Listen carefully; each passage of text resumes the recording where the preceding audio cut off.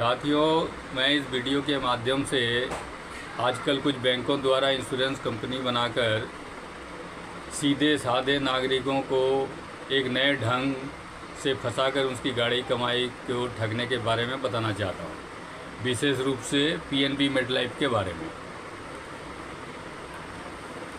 हाँ, आप क्या बताना चाहते हैं इसके बारे में? पीएनबी मेडलाइफ वो कोरोना काल में, जबकि सारे बिजनेस बंद था और बैंक में मैंने सीनियर सिटीजन का एफडी करवाने गया था। वहाँ बैंक कर्मचारी ने उठ के 3-4 लड़कों को जाके बता के आ गया कुछ। जब मैं जाने लगा, उन लोगों ने पकड़ के मुझे इंश्योरेंस कंपनी पीएनबी मेडलाइफ में इंश्योरेंस कंपनी के बारे में बहुत समझा के, बहुत मतलब एक तरह से ब्रेन वॉश करके उसने 1 लाख का पॉलिसी करवाई लिया। उसमें मुझे ये कहा था 1 लाख का 3 साल के बाद 1,24,000 मिलेगा। इतना ही बता के उसने फॉर्म में साइन करवा लिया था। और चेक लेने के बाद कहा था कि 7 दिन के बाद पेपर आएगा। पेपर आने के बाद उसमें जो सब लिखा हुआ होता है, छोटा छोटा टर्म्स एंड कंडीशन, कुछ समझ में आ नहीं रहा था। बैंक में जब मैं उसी से पूछने गया, कहते कुछ नहीं ऐसा सभी को भेजा जाता है। जब 1 साल गुजरने लगा तो मुझे एसएमएस आया कि आपने प्रीमियम जमा नहीं किया है। तो मैंने बैंक से पता करने गया कि ये प्रीमियम के बारे में भेजा है, क्या बात है। तो उसने कहा कि ये हर साल आपको 1 लाख रुपया प्रीमियम जमा करना है। तो मैं तो कहा मुझे तो पता नहीं, इससे कुछ मुझे बताया नहीं गया था। मुझे तो यही बताया था कि 1 लाख का 3 साल बाद 1,24,000 मिलेगा। यही सोच के मैंने अपना जो था बैंक बैलेंस इसी हिसाब से कर दिया था कि 3 साल तक कोई काम नहीं भी मिलेगा तो इतना दिन में चला लूँगा। तो 1 साल के बाद जब ये प्रीमियम आया तो मैं परेशान हो गया। बैंक में पता करने गया तो कह रहा है कि हर साल जमा करना पड़ेगा। मैं तो कहा मैं नहीं कर सकता। तो कह रहा है कि चलो कुछ करते हैं। ये कह के इसके बाद मैंने बैंक से एफडी तुड़वा के अपना खर्चा चलाने के लिए, साल भर का खर्चा चलाने के लिए एफडी तुड़वा दिया। कुछ देर बाद एसएमएस आ गया कि उसमें उसी में से पैसे काट लिया। एक साइबर क्रिमिनल की तरह विदाउट मैसेज वहीं से पैसा इन लोगों ने काट लिया। एफडी तुड़वाने के कितने देर बाद आपका पैसा कटा बैंक से? कुछ ही 15-20 मिनट के बाद ही काट के एसएमएस आ गया मुझसे। आधा घंटा होगा मैक्सिमम। एसएमएस आ गया कि उसने पैसा काट लिया। मतलब बैंक में जाके खबर करने गया बैंक के मैनेजर को कि ऐसे ऐसे इसने पैसा काट लिया, मेरे पास पैसे है नहीं, खर्चा चलाने के लिए नहीं है, ये नहीं है। तो बैंक मैनेजर ने फ़ोन करके पीएनबी मेडलाइफ किसी से बात किया। फिर उसने वो भेज दिया वहाँ की वहाँ चले जाओ, वो कड़कड़डुमा में इसके हेड ऑफिस है, वहाँ चले जाओ, वहाँ बुला रहा। वहाँ गए तो पता नहीं ये सीईओ था, ये कमरे में बैठा के वहाँ फिर नहीं, हम लोग का पॉलिसी है 3 साल के अंदर कुछ नहीं कर सकते। एक लेटर आपका लिख देता हूँ ताकि आगे से आपके पैसे निकालेंगे। तो उसने एक लेटर लिख दिया, कैंसिलेशन का लिख तो दिया, पर मुझे वो समझ में नहीं आया। शॉर्ट फॉर्म में उसने कुछ लिख दिया था इंग्लिश में। तो बाद में जब फिर से अगले साल प्रीमियम जमा करने के मैसेज आने लगा तो मैंने वो IRDA के ऑफिस में गया पता करके कि ऐसे उसने लिख दिया था कैंसिलेशन का, इसके बावजूद भी ये प्रीमियम जमा करने के लिए बोल रहा है।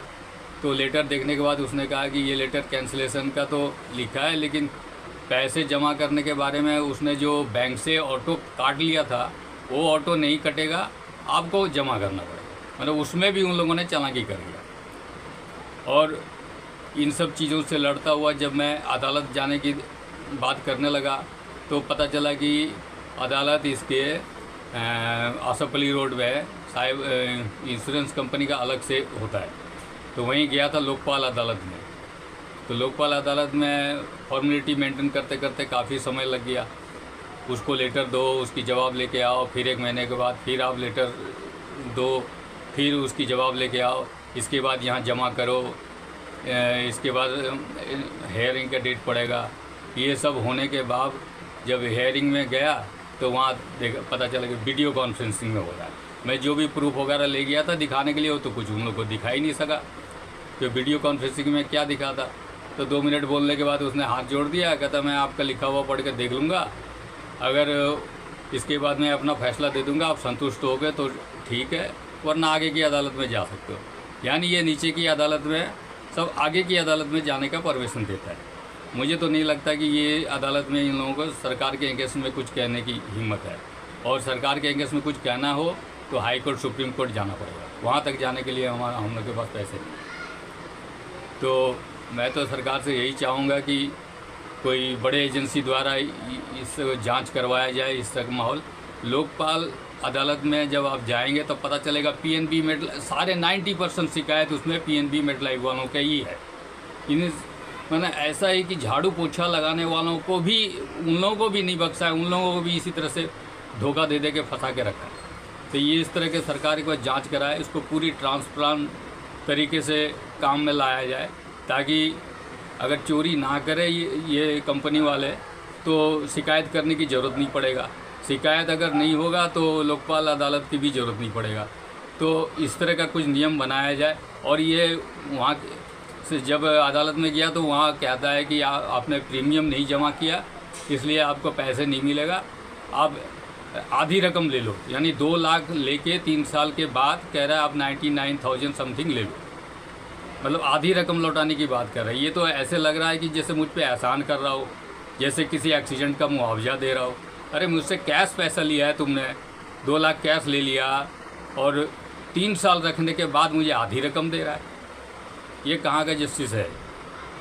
तो इसको कोई बड़े एजेंसी जैसे CBI वगैरह या ED वगैरह जांच करवाया जाए और उसका सही ढंग से कोई समाधान निकाला जाए। मैं तो यही कहना चाहूँगा और जनता को यही रिक्वेस्ट करूँगा कि PNB मेडलाइफ की तरफ से तो बिल्कुल ही सावधान रहे, बिल्कुल ना फंसें इसके बातों में। आप बस इतना ही मैं कहना चाहता हूँ। तो ये बताइए कि जैसे लोक अदालत ने कहा कि आप ऊपर जो है आपका जो अदालत है आप उसमें जाओ, तो क्या वहाँ जाने का आपका विचार है?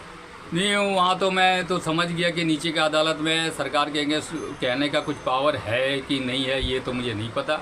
लेकिन सरकार के अगेंस्ट में कुछ कह सकता है तो वो हाई कोर्ट सुप्रीम कोर्ट ही कह सकता है। और वहाँ तक जाने का मुझे नीचे की अदालत में डेट पर डेट ही पड़ता रहेगा, डेट पे डेट ही पड़ता रहेगा, और कुछ होना तो है, इतना तो पता है।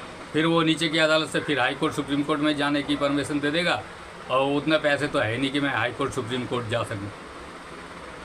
वहाँ का तो वकीलों का चार्जेस ही इतना अधिक होता है कि उतना तो मेरा ज़िंदगी भर की पूंजी ही नहीं है। तो जिस शाखा में, जिस ब्रांच में आपने ये जो अपना जो इंश्योरेंस करवाया था, अब वो लोग वहाँ के जो अधिकारी हैं वो कुछ आपको बताते हैं इस बारे में?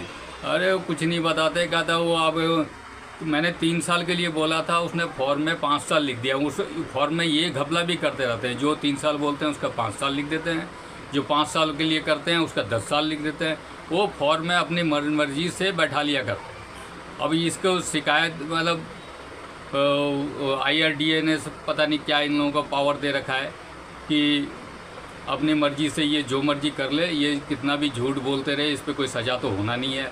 अब आप कंप्लेन करोगे तो पैसे लेते लेते लौटाते हुए भी इसने ये क्या कि प्रीमियम जमा नहीं किया है।